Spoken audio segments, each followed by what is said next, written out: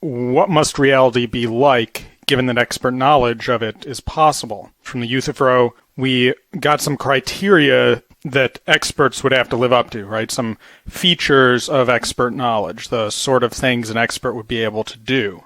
You might want to review the video, What is Expert Knowledge? So we've said, here's what expert knowledge is. And so now we're going to say, well, if we've granted, and maybe not everyone is agreeing to all of this, right? But if, for those of you who are, right, if we've agreed that expert knowledge is possible and has the characteristics we've identified, now we can start to say, well, if we know that expert knowledge is possible, what does reality have to be like? Because reality has to be a certain way if expert knowledge is possible. To review is what we'll start with, so reviewing this conception of expert knowledge and the characteristics that it has. If you think that Euthyphro doesn't have expert knowledge in piety and religious matters, then you probably think that expert knowledge has at least these following characteristics. Someone with expert knowledge can define what she knows, not just recognize examples, right? That's one of the reasons why you don't think Euthyphro has expert knowledge of piety, because he can't define what he knows. He can just give examples like, hey, what I'm doing right now, prosecuting a wrongdoer, that's pious. But he can't actually explain what piety itself is. Expert knowledge is consistent with that itself and doesn't contradict itself, right? That's another reason why we don't think Euthyphro is an expert in piety, because he actually ends up contradicting himself when he's trying to explain his position on piety and religious matters to Socrates. An expert understands and can explain the reasons why his claims are true. And Euthyphro fails to do that. That's why we don't think he's an expert. An expert can define the properties of the things that she knows. Euthyphro, that's towards the last half of the Euthyphro, is showing that Euthyphro can't do that. Even if we grant that piety is a kind of justice, as Euthyphro does and as Socrates suggests, Euthyphro can't identify, well, what are its specific properties? What kind of justice is it? What aspect or part of justice is it? And an expert can say how these properties are similar to and different from properties of other things in her field. Again, Euthyphro can't seem to do that. He can't identify the properties at all. So that's the characteristics that we've already identified with expert knowledge. Now let's just step back a second and say, well, what does expert knowledge do? And I take it, at least in a common sense approach to things, expert knowledge tells us what's true in a given subject matter. Expert knowledge tells us what's true. If I'm an expert in biology, then what I'm going to be able to do is tell you what's true about biology. If I'm an expert in number theory, I'm going to be able to tell you what's true in number theory. That's what expert knowledge does. It's this ability that if you have it, you can know what's true, and you can explain what's true in a given subject matter. Now, let's step back, because I don't know if we've ever covered this directly, but you might be asking yourself, well, wait, why should I even assume expert knowledge is possible? Right? Maybe it's not. Maybe, we've been talking about, hey, these are the characteristics expert knowledge would have, but what if it's just impossible for human beings to attain that at all? Right, so there are no expert physicists or mathematicians, because there is no such thing as expert knowledge. So what if we want to go, wait a minute, but I don't agree with that, right? What if someone says, I don't agree that expert knowledge is possible? Here's the problem. I take it Plato, in response to that, would probably, because this is what you see sort of happen in all the dialogues, he'd probably say, you might not theoretically believe that, or you might say you don't believe that, but in practice you do. And so let's just consider, in practice, do we kind of have to believe that expert knowledge is possible, even expert knowledge of philosophical issues? So here's how to do this. If we don't want to assume that expert knowledge is possible, that expert knowledge tells us what's really true, then what are we going to be left with, right? What is going to tell us what's really true if we don't think expert knowledge does? Well, we could be left with common opinion, right? There's a common opinion, what most people think, kind of common sense, or whatever you want to call it. And that tells us, that makes suggestions about what's true, right? Most people think this is true, or that's true, or the other thing is true.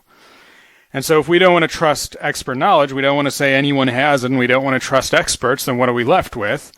Well, we could be left with common opinion. But again, I think most of us don't actually trust common opinion, and we have really good reasons not to. Right? I mean, we trust it for some things, but we know it can be wrong. right? So common opinion might actually be a good starting point for things, especially a lot of philosophical issues like what's happiness, what's right and wrong. Maybe, yeah, you got to start with common opinion. You got to start somewhere, but it can obviously be wrong. Common opinion changes radically over time in different cultures, even in different, subcultures. Common opinion is pretty radically different. So we know that a lot of it's obviously wrong, just because it all can't be right, because it's claiming really contradictory things. Common opinion is clearly just wrong about most things that we, would want an expert to tell us about, right? So if I don't just listen to any random person's views about how to treat my illnesses, I listen to people I consider experts, like doctors. And I don't listen to any random person's view or common views about how to fix a car so much. I'm going to listen to what the auto mechanic says, right? What the expert says. And so common opinion just doesn't seem like a very good foundation for how we're going to get what's true. So, but there's other alternatives to expert knowledge, right? So again, the idea here is to try to test, do we in our actual practice trust expert knowledge? Because if we do trust it to tell us what's true, then in order to be consistent in our own practical actions with our theoretical views, we'd want to just grant that, yeah, expert knowledge tells us what's true. I mean, I act like that all the time, right? I don't actually act like common opinion tells me what's true. I act like it's maybe a good starting point, but if I want to know something specific, especially something that really matters for me, I'm going to want to talk to an expert instead of just listening to what everyone says or what some random person says. Well, there's other things we might be able to trust for the truth then. What about religious or cultural authority? So you could talk, just different religions and religious authorities, or maybe if you wouldn't consider yourself religious, there's still culture, right? What does American culture, Western culture say versus other cultures in the world? So couldn't we say, yeah, expert knowledge doesn't tell us the truth and doesn't tell us what's true, especially about philosophical matters, but religious authority does, or maybe cultural authority does. I think this is problematic too. Again, yeah, another good starting point, right? I'm not saying to reject any of that. I'm just saying, okay, this is a good place to start, but then eventually you're going to be confronted with the question of which religious or cultural authority is right, because they don't agree with each other. Right? Different religions teach things that are not compatible with other religions, and different cultures teach things that aren't compatible with certain religions or certain other cultures. So again, it might be a good starting point, but just like with common opinion, I'm going to have to start answering some other questions, right? Which religion or which culture am I going to follow? How do you interpret what your religious tradition or cultural tradition claims is true? Because there's, within any major religious or cultural tradition, there's a lot of debate about ultimately, like, what does it mean to, what's the Bible saying, for example, in Christianity or something? Or what does freedom really mean if we talk about kind of Western democratic culture, right, where things are based on freedom and we see like freedom and rights, those are values we have. But what does that actually mean in the end, right? There's going to be debates about that. And so how are we actually going to determine what our tradition or cultural authority or religious authority is saying? We're going to have to basically do what Socrates does, it seems like, which is trying to figure out how the different beliefs within our religion or our culture or our tradition, how they can fit together consistently and coherently. And we would want to trust someone who would be able to do that, right? Who would be able to explain, well, here's how all these beliefs fit together and make sense. But then it sounds like we're back to trusting someone who's an expert in something like philosophy, right? Maybe you'd say it's theology or something else, but right, we're back to trusting someone who's basically like a philosopher, who's trying to say, here's how we can make all these views consistent, here's why they're true, right? You're back to trusting an expert in that case.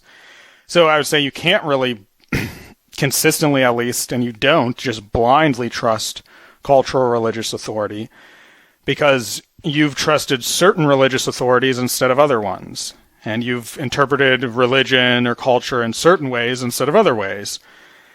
And so I don't know how we can really trust cultural and religious authority without also trusting expert knowledge of the issues that the cultural or religious authority deals with. And when we have expert knowledge there, we're back to either just philosophy straightforwardly or something really closely related to philosophy like theology.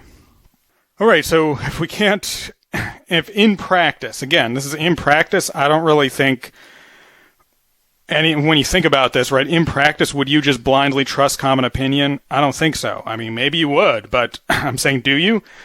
Would you just blindly trust cultural or religious authority? Again, I don't think you would.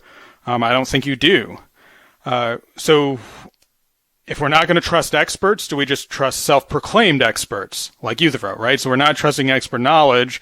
Euthyphro can't do any of the things that an expert should be able to do, but he says he's an expert, so we could just sort of blindly trust random people who say, hey, I know a lot about this, even though they can't show it, they can't explain it at all. If you wanted to go learn anything from them, they're useless for that. Yeah, I don't think any of us would do this either, right? Especially when you step back and think about it, this just doesn't make any sense. So in our actual practice and in our lives, we do trust experts. And so Plato kind of takes that for granted, is that, yeah, we trust experts. And so that means what we're actually trusting is expert knowledge, because that's why we're trusting the individual people who we call experts, because we think they have expert knowledge. And so that's what we actually need to ultimately trust for our views about just about anything, right? But including our philosophical views on life, right? Why do you think happiness is a certain way? Right? Do you just want to randomly, well, it's just because I think that, like you're the self-proclaimed expert, or do you trust someone else which is like, hey, I say it's this, and this is what true happiness is, and you just blindly follow that person, or you blindly follow yourself and your own whims, or you blindly follow a religious tradition or common opinion? Again, I don't think any of us, when we stop and think, would really want to do that in practice.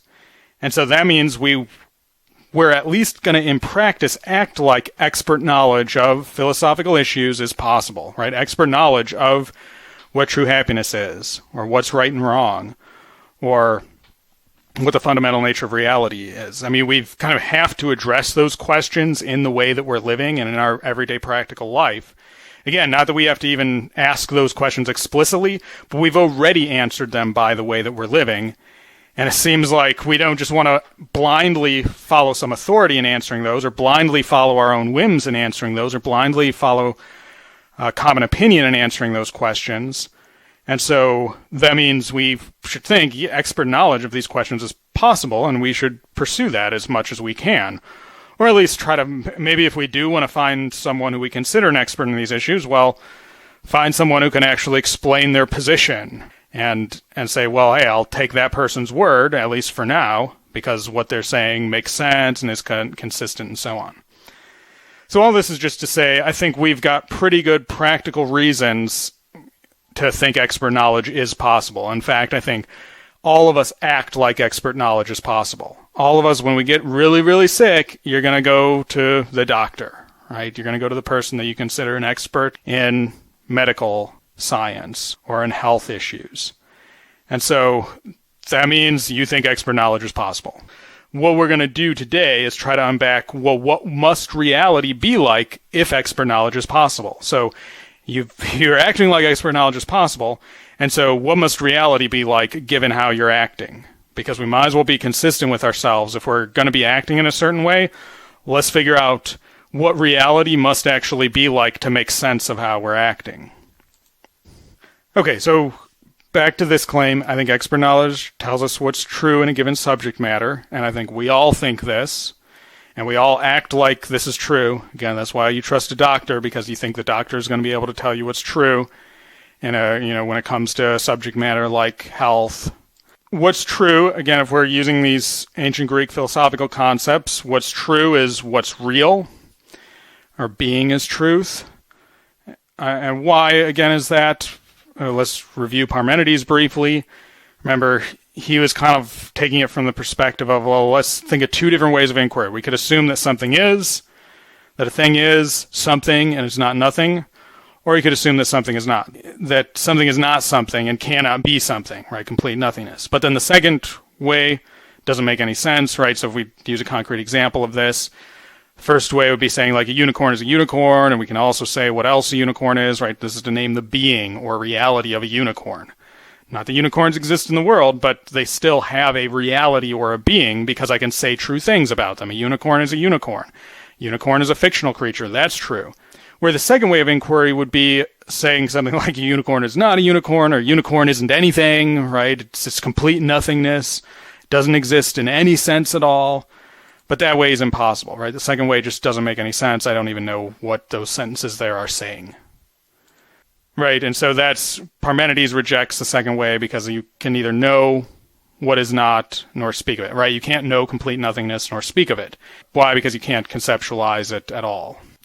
But any time you can conceptualize something and speak of it and say true things about it, you're using the word is, right? Notice when I say a unicorn is a unicorn is a fictional creature.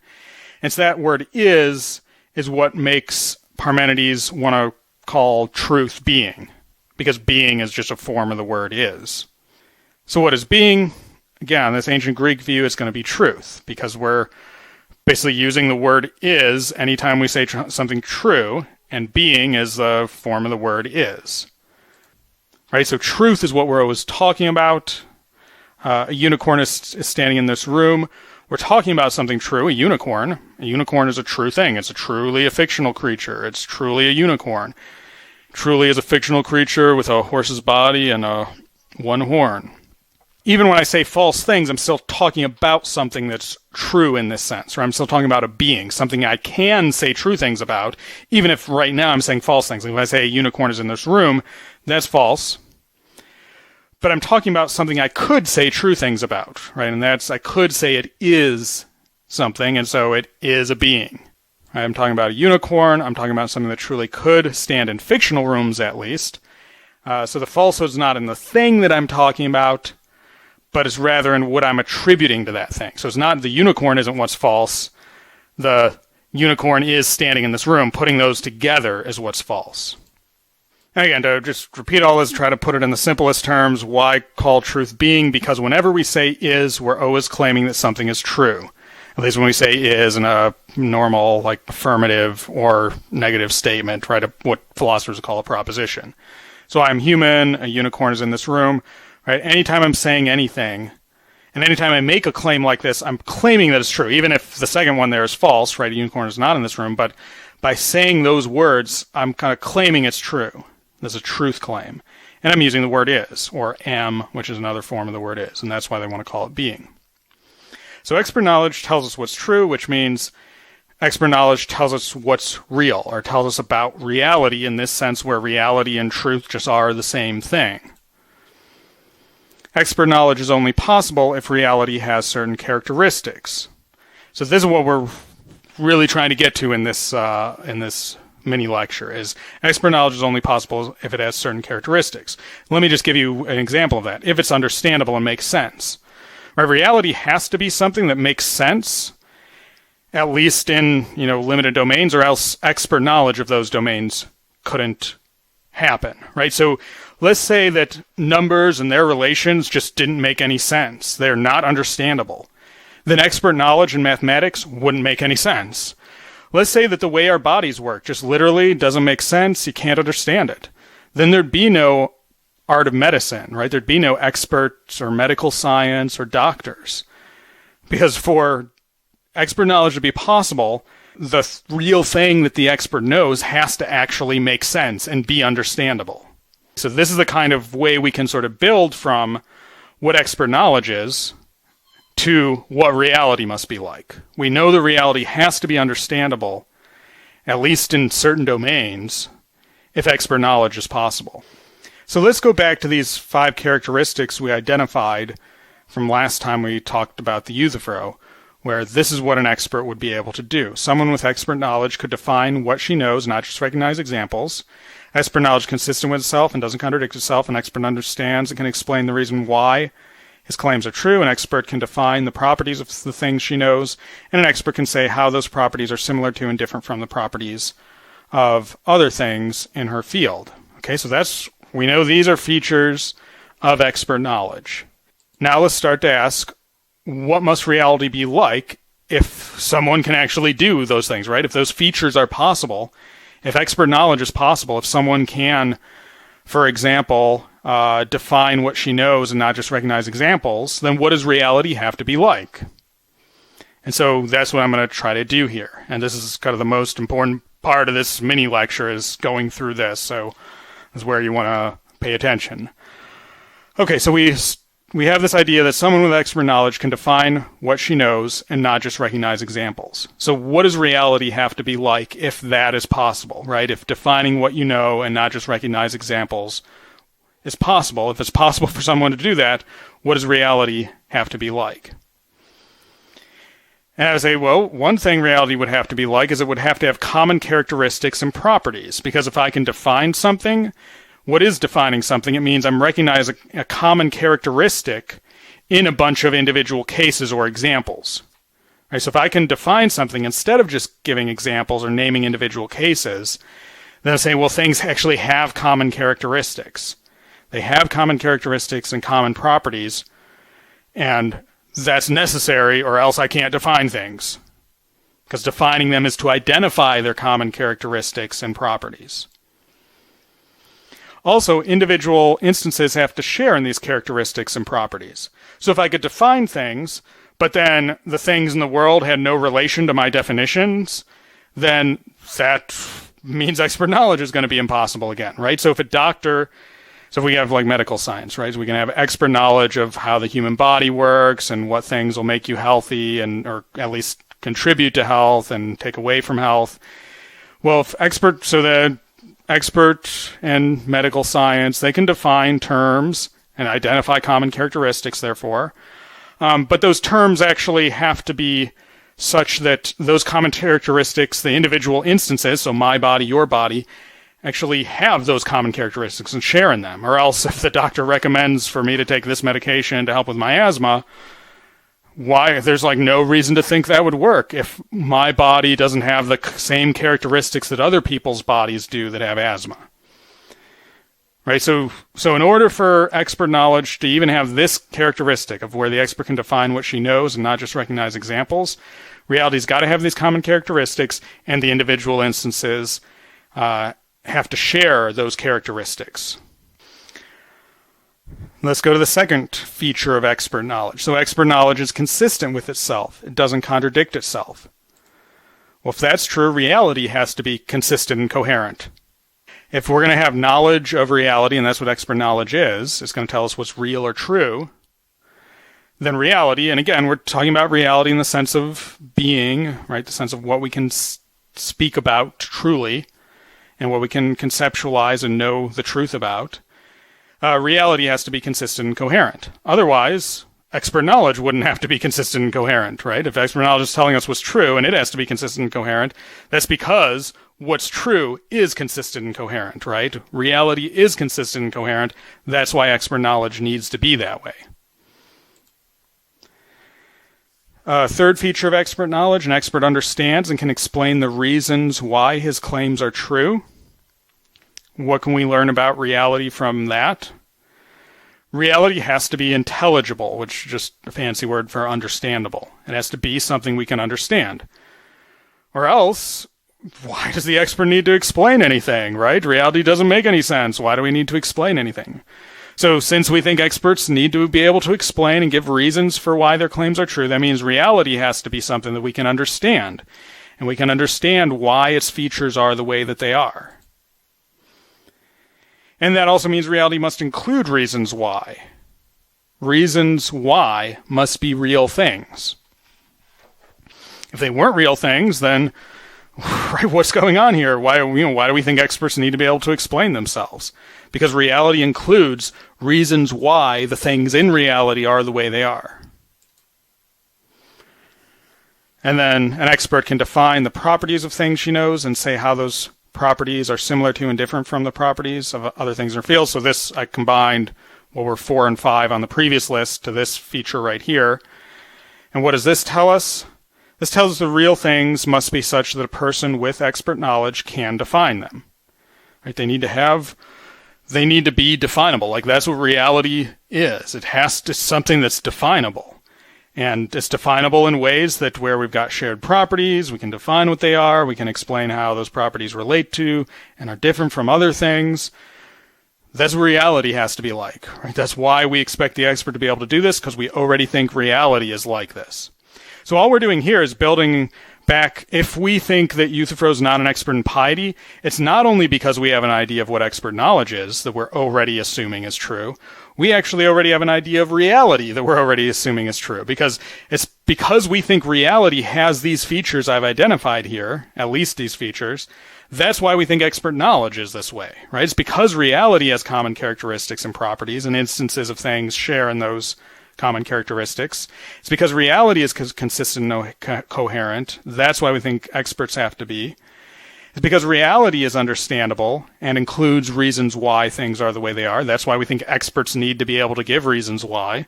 And it's because reality is such that it can be defined. And that's why we think experts need to be able to define it, because we already think reality is that way. And so again, this is sort of this interesting thing that I think a dialogue like the Euthyphro gives us when we read it the right way, or at this level at least. I mean, again, there's a rich dialogue, there's a lot you can do with it. But to take it, Plato has written these dialogues where we end up with no answer to piety, because he's less concerned with answering what piety is and more concerned with us saying, well, wait a minute, let's think about why we don't think that Euthyphro knows what it is.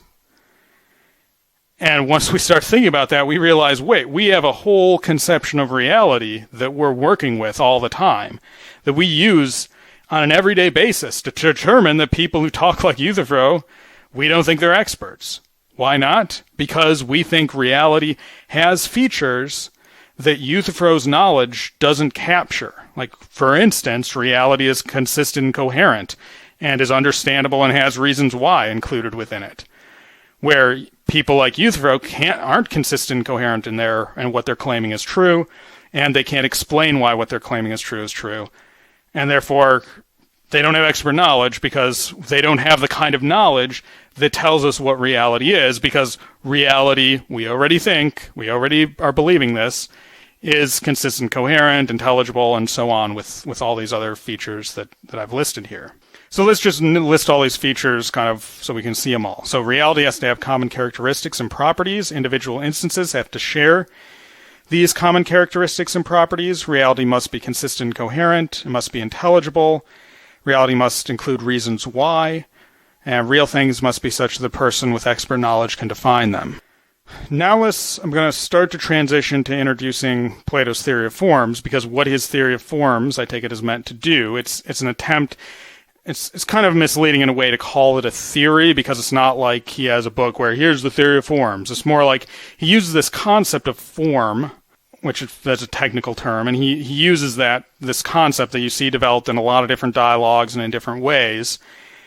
And when we kind of read all the dialogues and put together what's going, you can kind of come up with a basic theory or idea of what he's talking about. But it's not like he, wrote a book, here's a theory of forms, and here's what I think reality is.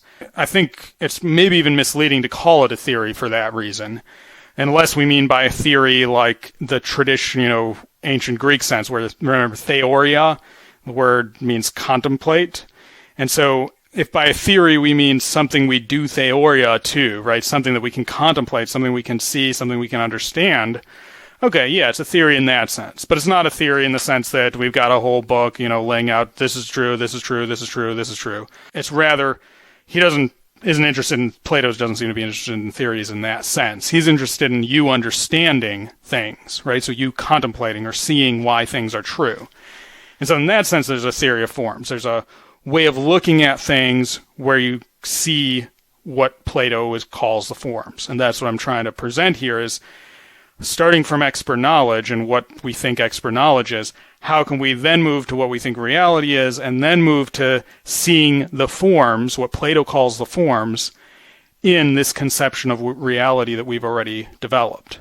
Right, so Plato's theory of forms is an attempt, I think, to describe what reality is, or what it's like, given the assumption that expert knowledge is possible and has the characteristics 1 through 5, that we all think it does. Or again, every one of us who thought that Euthyphro was wrong for these reasons that I've given.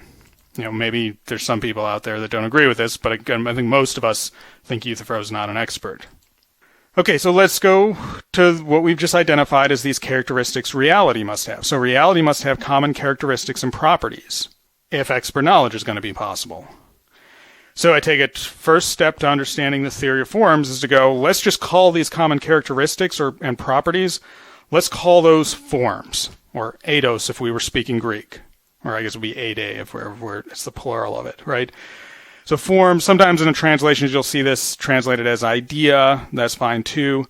And Plato actually has a few different terms like ideia, eidos, sometimes genos or phusis that he'll use to talk about the same basic idea of a form that I'll be calling form, and that in most translations that's what's translated like. Okay, so all we're doing here then is saying, hey, let's just, these common characteristics that reality has to have if expert knowledge is going to be possible, let's give like a term for those so that'll help us kind of understand what we're talking about. So let's use a technical term like form. Then we also thought individual instances must share these common features, characteristics, and properties. Well, let's say individual things share in or participate in forms. Right? It doesn't matter the terms that we use. I mean, this is all just terminological stipulation. Let's just say, like, let's just put a label on it.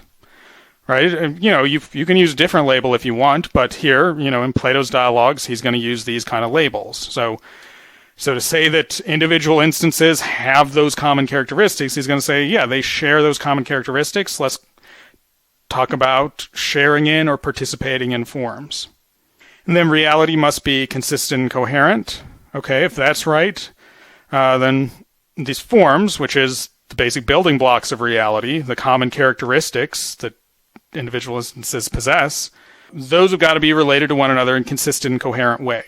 Meaning forms like are a system or multiplicities of systems. I mean, we don't need to say they're one system even necessarily, or in a sense they are, but in another sense maybe they're not.